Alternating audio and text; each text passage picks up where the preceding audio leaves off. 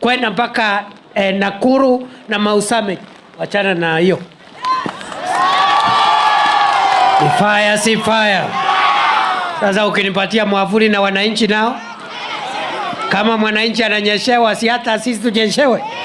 Ama mnasemaje jameni? Fire. Ama mnasemaje jameni? Wacha nione tutam. Hii mvua haiwezi ua mtu. Si mvua ni baraka jameni. Nilikuwa naelezea kwamba tunakazana kuharakisha mambo ya wananchi, mambo ya uchumi.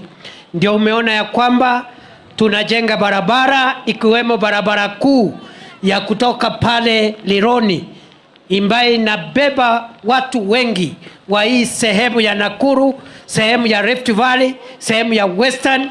Hiyo barabara tunajenga, tuweke laini mbili za kupanda, laini mbili ya kushuka. Ikifika Naivasha ishikane, iwe laini 6 ya kupanda na ya kushuka, ndio tuwe na barabara nzuri.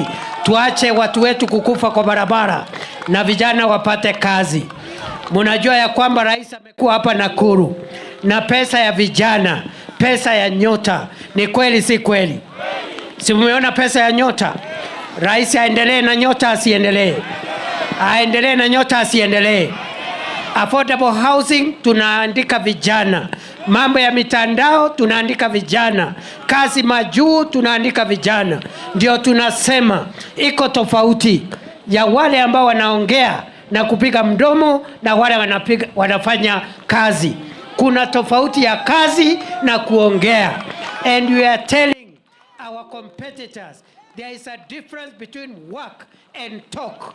There is a difference between work and talk. Kuongea ni rahisi, kazi ni ngumu. Tuendelee tusiendelee?